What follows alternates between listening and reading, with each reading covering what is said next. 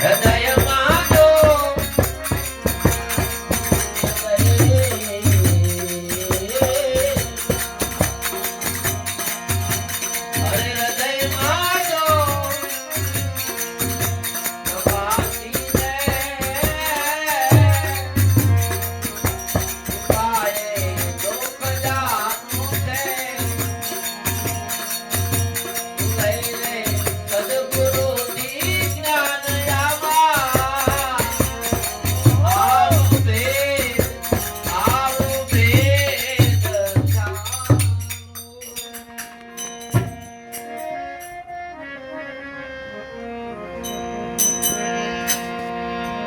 એક એક મહાપુરુષનો વિચાર કરો. મહાપુરુષે ભગવાનના બારામાં અમને સદગુરુ કેવા મળ્યા, અમે કેવી સાધના કરીને અમને ક્યારે પ્રભુ મળ્યા, એમાં એક સંત પણ કોઈ બોલ્યા વગરનું રહ્યું નથી.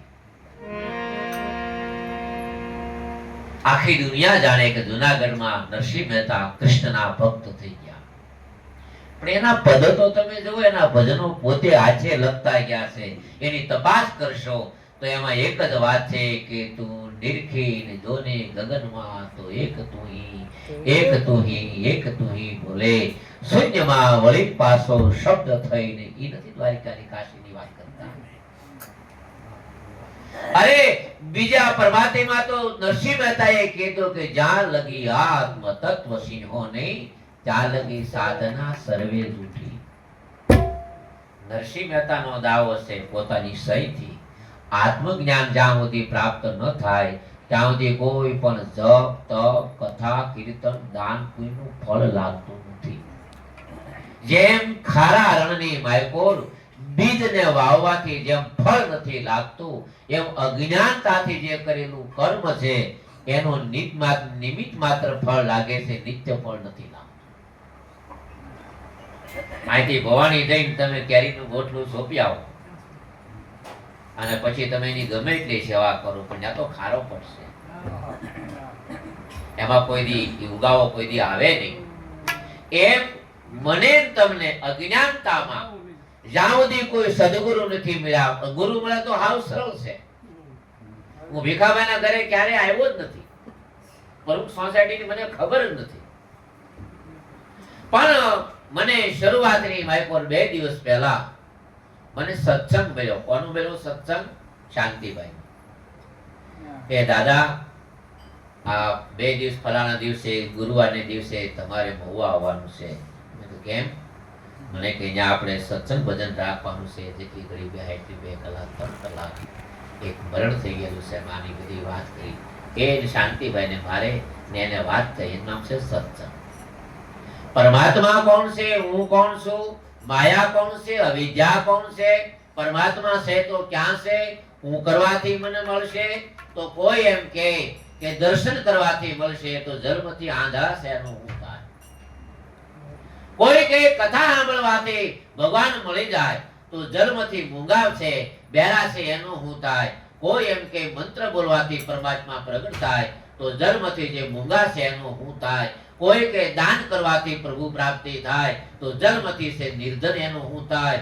કોઈ કે પદયાત્રા કરવાથી પ્રભુ પ્રાપ્તિ થાય, તો જે જન્મથી વિકલાંગ છે, જેને પગ કે હાથ નથી એનું તો શું થાય. અને કોઈ વ્યક્તિ એમ કે સેવા કરવાથી જે જન્મથી બીમાર છે એનાથી સેવા ન થાય. તો ભગવાન તો બધાને મળ્યા છે. સુરદાસ આંધળા હતા, અષ્ટાવક્ર વિકલાંગ હતા, સુદામા નિર્ધન હતા, તથા ભગવાન મળ્યા છે. અરે ભગવાન તો એવા છે, અંધા દેખે નરસિંહ મહેતા કે લંગડા ચલકર પંચમ સુર में गूंगा बोले. ભગવાન એવા છે કે એને આંધળો જોઈ શકે. ભગવાન એવા છે એ બેરો હોય તો સાંભળી શકે, અને ઇન્દ્રિયોથી જેની શાંત થઈ ગયું છતાં પણ બધું શ્રવણ કરે. આ બધી વાતો આપણે મહાપુરુષો આપણને કરીને ગયા. એમાં નરસિંહ મહેતાએ કીધું ભગવાન કોણ છે કે જ્યાં લગી આત્મ તત્વ સિંહો નહીં, ત્યાં લગી સાધના સર્વે જૂઠી. આપણે આખી દુનિયા કહે છે કે મીરાબાઈ તો કૃષ્ણના ભક્ત છે, પણ મીરાબાઈની વાણી વાંચી ઈ કહે છે આત્માને ઓળખ્યા વિના લક્ષ રાશિ નહીં મટે, નહીં મટે ને નહીં મટે. ક્યારે ભગવાન મળશે? કે ભ્રમણાને ભાંગ્યા વિના ભવના ફેરા નહીં ટળે, નહીં ટળે. ભ્રાંતિ છે જ્યાંથી ભગવાન, ભ્રાંતિ છે હું અને પરમાત્મા બે છે, બે પણ. દાસી જીવનની આખી દુનિયા કે ભગવાન મળ્યા, આપણે એને દેખાડ્યું ખબર, સરનામું આપ્યું, દેખંદા તો કોઈ આદલ માન, પરખંદા તો કોઈ આદલ. તુલસીની રામાયણના તો કેટલા પાઠ થાય આપણે તો હોવામાં, પણ તુલસીએ ભગવાન રામ ક્યાં છે એડ્રેસ લખ્યું, પવન તનય સંકટ હરણ અને મંગલ મૂર્તિ રૂપ રામ લખન સીતા સહિત હૃદય બસુ સુરભૂપ. આવડાય કઈ હાસુ કે આવડા કઈ હાસુ? એ વાતો છે બધી બહુ ઝીણીયું લોઢા કાપે છે, મોટા કવાડા આયા કામ નહીં આવે. વાતો છે આ બધી બહુ ઝીણીયું લોઢા કાપે ઝીણીયું. આવા કોઈ જો મહાપુરુષ મળી જાય તો જીવન કે મીરા કે નરસિંહ મહેતા કે કબીર કે અને મણિરામ બાપુએ પણ કીધું, લાગુ મારા ગુરુને પાય ઓળખાયો ગુરુએ આત્મા. ન રામ કીધું, ન શિવ કીધું, ન કૃષ્ણ. તમારી પાસે દાવ હોય તો રજૂ કરજો, મારી વાતને માની નહીં લેતા. હા, અને તમે જો દાવો પુરવાર કરી દેવો તો મારો નિયમ છે, સંકલ્પ હું પછી નહીં બોલું. સતારું કે પેલું તો હું કામ કરવાનું છે. પ્રભુ છે કોણ, તું છે કોણ, એ જરા જ્ઞાને વિચારી જો. પેલા તો પ્રભુ છે કોણ, તું છે કોણ. કેવો દાવો કર્યો જોવું તો ખરા, કે પેલા તો વિચાર કર્યો. મને વિચારમાં શાંતિભાઈ નો સત્સંગ મળ્યો, એટલે પછી હું ત્યાંથી સત્સંગના આધારે નીકળી જાઉં, મારે હોવા જવાનું છે. પણ ભીખાભાઈના ઘર સુધી ન પહોંચાય, કારણ કે ગુરુ જોઈએ. હોવામાં છે પણ ક્યાં સરનામું જોઈએ ને. તો પછી મને એના એક શાંતિભાઈ નંબર આપ્યા. સદગુરુ એક નંબર આપે છે, એવા ડાયરેક્ટ પરમાત્માથી કોન્ટેક્ટ થાય.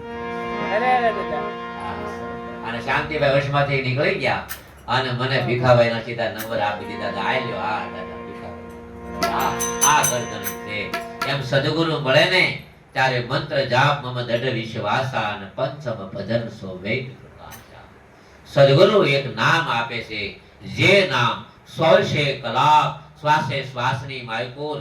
વિકલાંગ હોય તો ભલે, બાળક હોય તો ભલે, યુવાન હોય તો ભલે, યહૂદી હોય તો ભલે, પારસી હોય તો ભલે, ખ્રિસ્તી હોય તો ભલે, આ દેશનો હોય તો ભલે, પરદેશનો હોય તો ભલે, આસ્તિક હોય તો ભલે, નાસ્તિક હોય તો ભલે, પાપી હોય તો ભલે, પુણ્યશાળી હોય તો ભલે, રોગી હોય તો ભલે, નિરોગી હોય તો ભલે, સત્યવાદી હોય તો ભલે અને પાખંડી હોય તો ભલે, સોર હોય તો ભલે અને સાવકાર હોય તો ભલે, સ્ત્રી હોય તો ભલે, પુરુષ હોય તો ભલે, નપુસક હોય તો ભલે, બધામાં એક જ નામ પરમાત્માનું હાલે છે. એકો સમરો નાનકા જલથર રહ્યો સમાન, દૂજા નામ કાહે સમરીએ જલ મે સો મળી જાય. મને સદગુરુ મળી ગયા એટલે સદગુરુ હું છે ને મળ્યા એટલે મને એડ્રેસ મળ્યું કે તમારે વશિષ્ઠ નગરની પાસે તમારે પ્રમુખ 2 માં તમારે આવવાનું છે. બસ મને કોઈની જરૂર ન પડી એટલે ભાઈ તરત મને લેવા આવી. એની વાહ બેહી ગયો એટલે સીધો ભીખાભાઈની ઘરે પહોંચી ગયો. મારે કાંઈ કરવું ન પડ્યું. એ મારે તમારે કોઈક સંગી સદગુરુ લેવા પડશે.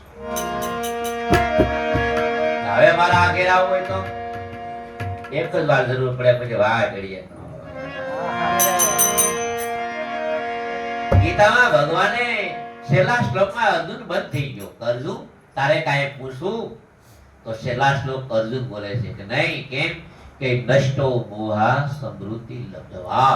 હે ગુડાકેશ, હે કૃષ્ણ, હવે હું તમને પણ ઓળખું છું, હવે હું મને પણ ઓળખું છું. કેમ ઓળખ? કે હવે તમે હું બે નથી. પ્રભુ છે કોણ, તું છે કોણ, અરે જરા જ્ઞાને વિચારી જો, જ્ઞાને વિચારી જો. તો ગુરુ કોણ છે કે 3 વાતનો જવાબ આપે. કઈ?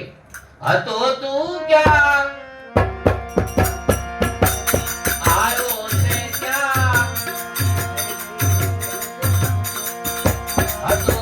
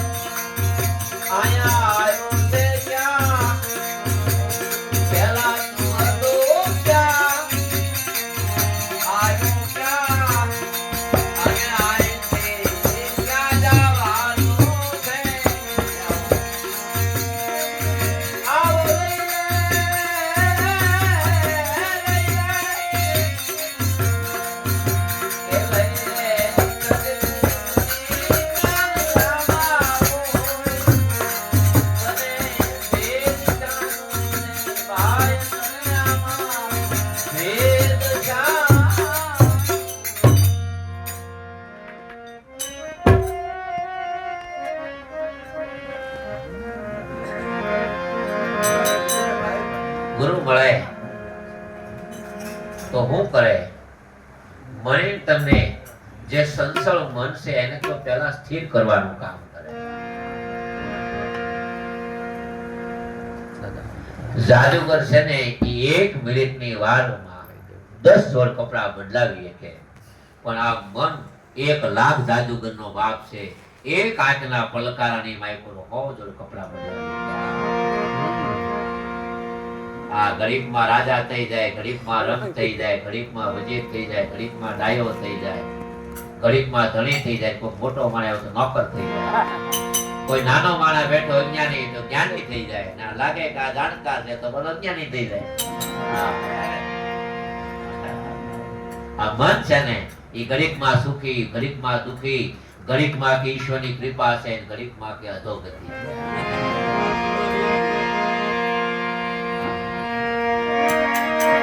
આ મનને સ્થિર કરવાનો ઉપાય એક જ છે, ઈશ્વર ભજન. કારણ દેહથી માયકોરો હાથ, હાથથી માયકોરો ઇન્દ્રિયો, ઇન્દ્રિયોથી માયકોરો મેદ, અને મેદથી માયકો લઈ અંતઃકરણ, અને અંતઃકરણથી સૂક્ષ્મ છે મન, મન કરતા સૂક્ષ્મ છે બુદ્ધિ, અને બુદ્ધિ કરતા સૂક્ષ્મ છે ચિત્ત, અને ઈથી પણ સૂક્ષ્મ છે અહંકાર. આ બધાય કરતા સૂક્ષ્મ છે. ફાઈટો ફરે પણ ક્યાં દેખાતો નથી. અને એ જે મન છે સૂક્ષ્મ, તો સૂક્ષ્મ જે મન મારામાં તમારામાં છે, બધા આપણે એને બેઠા હોય તો આપણે કોઈને પૂછીએ કે ભાઈ આપણે જવું છે વશિષ્ઠમાં, કે ભાઈ મારું મન નથી. અહીંથી આપણે કૈલાસ ભાગમાં જવું છે કે ભાઈ મારું હનુમતમાં મારું મન નથી, પણ એને પૂછો મન એટલે હું તો ખબર નથી. માણસ પોતે વાત કરે કે મારી બુદ્ધિ પ્રમાણે તમે આમ કરો, પણ એને પૂછજો બુદ્ધિ એટલે હું ખબર નથી. ઘણા એમ કે ભાઈ મારું ચિત્ત ના પાડે તો પૂછો ચિત્ત ખબર છે? માણસ પોતાના મનને ઓળખતો નથી, પોતાની બુદ્ધિને ઓળખતો નથી, માણસ પોતાના ચિત્તને ઓળખતો નથી. ઘણી વાર તો એમ કે માણસ કે મારો આત્મા ના પાડે, પણ એને આપણે પૂછીએ કે ભાઈ આ કાયામાં તમારો આત્મા ક્યાં તકલીફ? તમને મને મોટા મોટા ડોક્ટરો હૃદયને એક બાજુ કાપી મૂકી દે, એને ક્યાંય આમાં આત્મા નથી દેખાતો. આમાં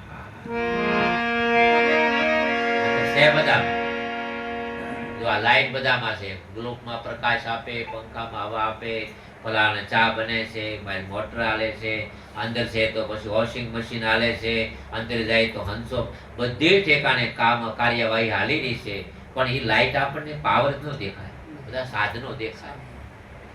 પાવર દેખાય ને પાવર નો અનુભવ થાય, જેથી અડી જાય તે એમ આત્માનો અનુભવ થાય, સદગુરુ અડી જાય તે.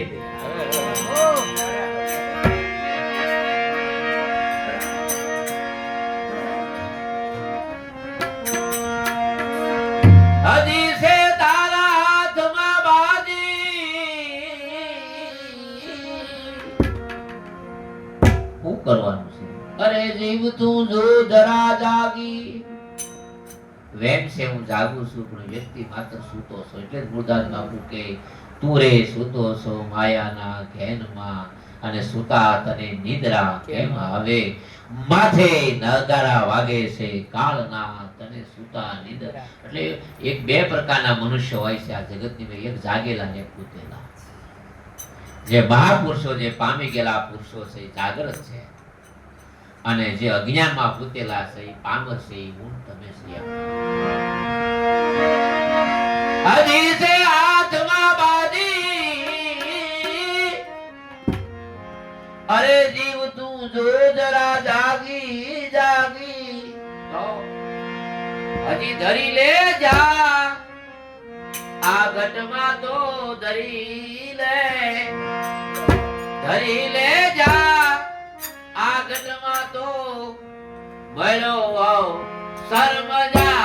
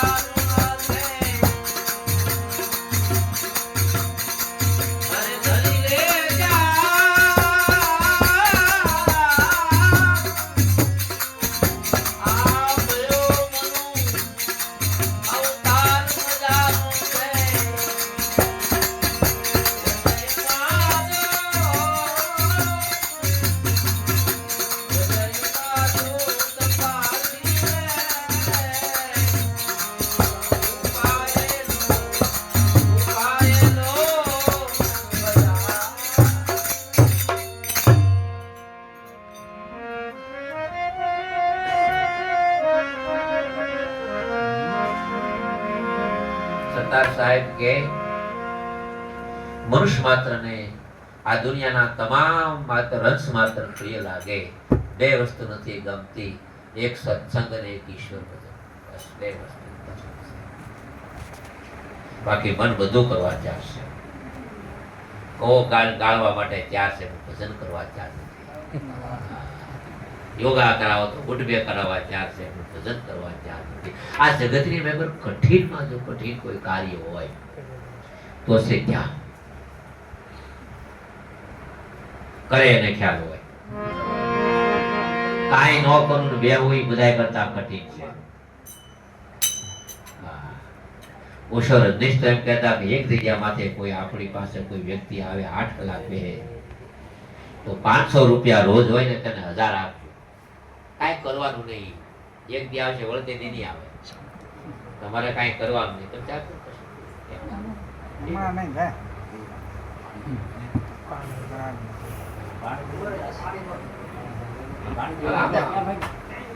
જરૂર નથી. પાણી આપે.